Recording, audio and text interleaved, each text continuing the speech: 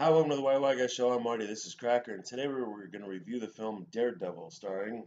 Wait, who directed? Drew directed it. Who cares? He directed it. Ben Affleck, Jennifer Garner, Michael Clark Duncan, Colin Farrell, Joe Pantolianos or whatever. Joey Pants is what he goes by. He's in The Goonies. He's in The Sopranos. I know who you're talking about. The ball. Yep. Kevin Smith is in it. Yep. Basically, it's Daredevil. If you don't know who the Marvel superhero Daredevil is, he lost his sight as a young boy. It's like chemicals. Chemicals went into his eyes, and he became blind. But it made his other senses superhuman. Yeah. So, like, he has bat radar for hearing and a sense of touch. Did the chemicals do that? The chemicals do that because that happens. No, the chemicals amplify that. Yeah. So when people lose their sight, the other senses pick stuff up. Yeah. So you can hear the raindrops falling on something more so, and you can clue in that you're close to But the something. thing is, with him, he can see the raindrops falling on a banister. It makes him see the vibrations. He can see the banister for a few seconds to be able to. It doesn't make any fucking sense. It's a comic book. It's a comic book. But after this happens, his father is murdered. I'm talking about the film, even though there's some similarities. Uncle Ben? No, that's Spider-Man. His father is murdered. He eventually becomes a costume vigilante trying to clean up New York City. Okay. That's basically Who's the love interest? The love interest is Jennifer Garner. Mm-hmm. She plays Elektra, and she's the same. Her father is a big Greek mafia guy. He's in cahoots with the Kingpin, played by Michael Clark Duncan. Mm-hmm. Kingpin is basically, think of like the Godfather. Yeah. He's the one running the show, and it's his way or the highway. And what happens is Kingpin learns of Daredevil, which is Matt Murdock, played by Ben Affleck, learns of him, hires Bullseye, wonderfully played by Colin Farrell. Yes. And basically the rest of the film is Ben Affleck as Matt Murdock, Daredevil, trying to take down Bullseye and the Kingpin. Right. What did you think of Daredevil, Ben Affleck? I've done a review on my channel called You Hate It, I Don't, which is basically... What's the name of your channel again? Hey Internet, Eric here. Okay. And we got it right. We got it right. But basically, it's You Hate It, I Don't. So that tells you.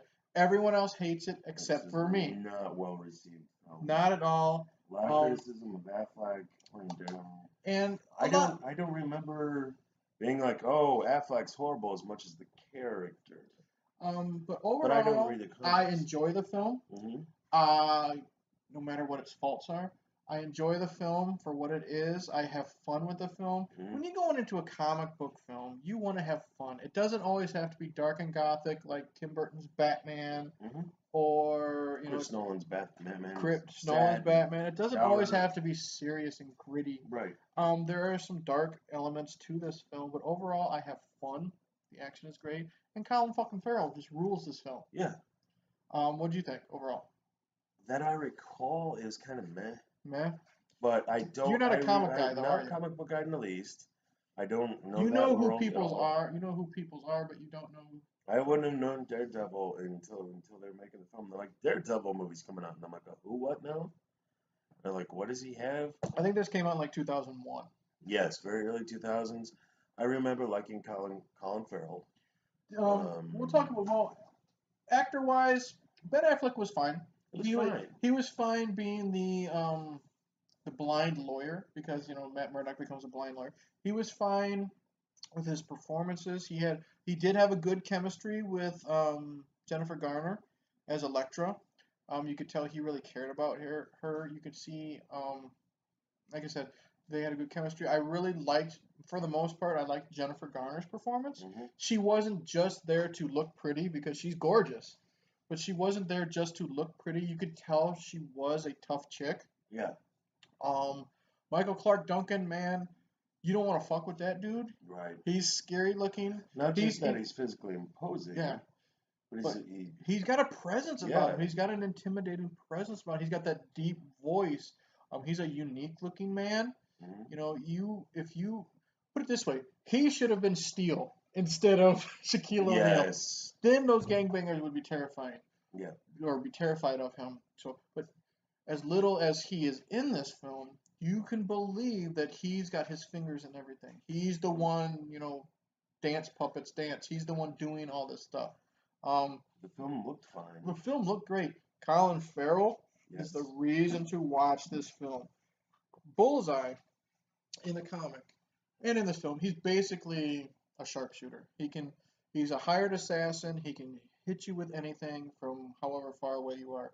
One of my favorite scenes is when he's in the airplane and he's next to an annoying old lady. And he's so annoyed with it, he literally takes like a peanut from the peanut bag and he just goes, and it bounces off the chair, lodges into her throat, and she chokes to death. That's showing how good and how accurate his skills are. Right. And the thing is, he just eats up the fucking scenery in this movie. He is the reason to watch it. Just his little mannerisms. One of Kingpin's calling card, when he kills you, he drops like a red rose. So what what Colin Farrell would do, because he's got like it's not really a tattoo, it's like scarification of a bullseye on his forehead. Right before he drops the rose, he'll take it, he'll wipe his forehead, like bullseye, I got you, and throw it on the people. So it's just his little mannerisms make this movie great. Joey Pants, we'll call him. He's Ben Urich. Ben Urich is the reporter trying to prove that Daredevil exists. Right. Joey Pants always throws in a great performance. Love the guy. What's his name again? The actor, Joe Pantoliano. I'm probably butchering his last name, but he literally even in interviews he says just call me Joey Pants. It's easier. Kevin Smith is thrown in there for like 2 minutes because he's friends with Ben Affleck. Does nothing for the film. No. Overall, like I said, it's fun. It's gritty. Daredevil is intimidating in a lot of scenes. There's a scene where he's a lawyer, obviously. And since his hearing is great, one of the things that Daredevil can do is he's got like a built-in, I guess, lie detector. When you lie, he can tell your heart rate's heating up. Okay. So Paul Ben Victor, which is, if you ever want to get an Italian guy, you get Paul Ben Victor. That's out. 2 minutes, guys. We're talking about The Last Outlaw. Paul Ben Victor's in it. Paul Ben Victor. And I was like, the one guy. Who's the other guy? And you're like, oh, and I couldn't. Paul Ben Victor. Paul Ben Victor. Whenever you want to get an Italian guy, you get Paul Ben Victor. He was in True Romance and God knows what else. Yes. Raped and beat up a girl. Got off on a technicality. So Matt Murdock dresses up as Daredevil. Takes out his buddies in a fantastic action sequence in a bar. And then beats up Paul Ben Victor, who falls onto a subway train track, and lets the subway train run him over. So Daredevil here doesn't really have that moral conscience, that Batman has. Yeah, that I won't kill type of thing. So that makes Daredevil intimidating. That's why I like the film. The action sequences are great, even though sometimes you can tell they're on wires. Sure. It's very noticeable. This was late 90s, early 2000s? I'll say 2001. Very ready to cause. So it's hard to be too upset about it. The thing is, though, it's Crouching Tiger, Hidden Dragon was the craze at the time. Matrix was doing the same shit. Exactly, so they had to do it, but the problem is it's very noticeable. Yes, but it so too was in the Matrix and Crouching Tiger, but you kind of give them a pass because it looks fantastic. For the most part. Here, maybe not so much. Right, yeah. But I don't remember. It didn't take me out of the film. So it comes back to, is it a good story? If it's just like Matrix, it's just good story. Crouching Tiger, Hidden Dragon, I remember being blown away with that. You let it slide, but it's hard to not see it. Yeah. You just got this stillness where it's like you're hanging there. Your mobility is limited. You can't not notice it. So. And it was the director or the writer, whoever did, they got little nods that you don't notice unless it's repeated viewings. Like there's times when you see, Ben Affleck, he always wears shades because he's blind. Well, there's a scene where Elektra, Jennifer Garner, takes his glasses off because they're gonna kiss or whatever, and you see burn scars around his eyes from the toxic waste, which you never would have noticed the first time.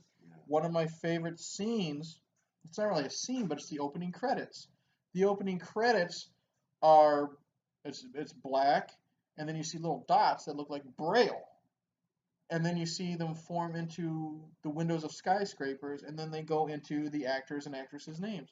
It's just little nods there that you can tell whether it was the writer or the director, they knew the material. Right. I mean, you got to make changes here and there from a comic book that's been around since the '60s to modern day, but you could tell this guy knew his material. I'm gonna have to take your word for that because I'd never heard of it before. Really? Yeah.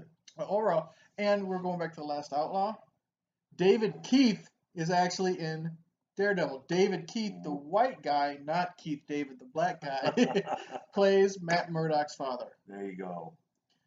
We know way too much shit. We need to take up another hobby like wood carving or something. But overall, I really, really enjoy Daredevil. I think it's a great film. It's a fun, turn your brain off for 90 minutes. Eat your popcorn and shut the fuck up. If this is one of the fun comic book films. Yeah. It doesn't take itself too seriously, but it has its serious elements. You have Colin Farrell eating the fucking scenery. Mm-hmm. I love every time that motherfucker is on the screen. I loved him. Michael Clark Duncan is great as the Kingpin. He's there to be intimidating, big, scary man. I do think that their fight scene is a little anticlimactic. I was about to say that. The big criticism was there's like 2 punches and you're out. So did you think that was a poor choice, or did you think that was a unique choice? And for the fight scene, or for Michael Clark Duncan? No, to do for the fight scene, to take a unique path instead of the usual big, huge duke him out for 20 minutes. It was just got to bing, bang, boom, and you're out. I mean, yes and no. It's kind of anticlimactic because you're building up the Kingpin character. Yeah, and there wasn't a sequel, right? It was just they now have Elektra had her own spin-off film, which was boring as shit. Yeah, I imagine. But they now have the Netflix TV series. Okay. Which has nothing to do with this film. But concerning the fight with Kingpin, it's very anticlimactic because it's very short. It's maybe 2 to 3 minutes, if that. It didn't last very long at all. And the thing is, though, as much as they built up the Kingpin character, and you're expecting this big fight, it's also, you look at it, it's realistic. Yeah. You never really know. You can, me and you could be fighting out, and we can build you up as this big character, and I can take you out with one blow, and that would be realistic. He takes out Kingpin by like double kicking his knees and like shattering his kneecaps, and then he lets the cops get him.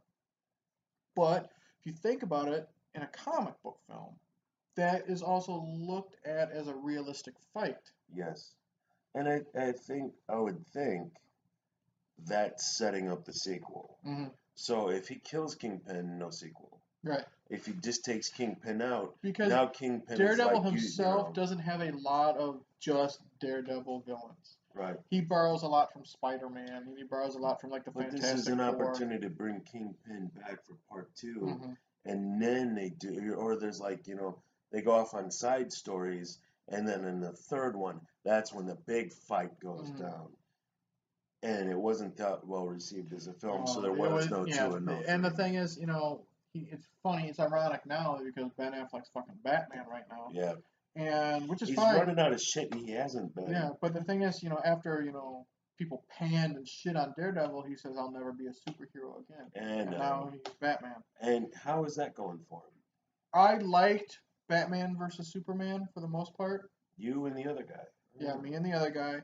I thought I don't have the raging boner that all these fanboys have for Ben Affleck. I still think Michael Keaton is the best one. But that's just me. I don't hate Ben Affleck. He wasn't a shitty Batman, but he wasn't fantastic. I haven't seen the new Batman film. I don't remember. Like, everybody was like, Affleck for Daredevil, and I watched it, and I was like, he was fine. He was just fine. And I don't know enough about Daredevil to see where he could have gone so horribly wrong. That's why you enjoyed it, because you know nothing of the character. I know nothing of the source material. So for me, I just looked at his performance, and I don't remember I was neither blown away, nor did it take me off. I thought he was okay. Yeah. He was just fine. So overall, I highly recommend Daredevil. I really, really enjoy it.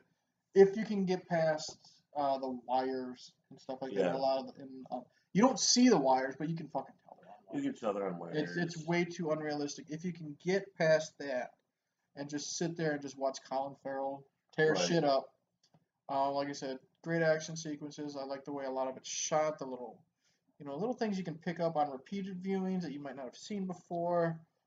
Joey Pants is a great Ben Urich. Colin Farrell is just Colin Farrell is fan-fucking-tastic. I love that man every time. We need to review the Fright Night remake.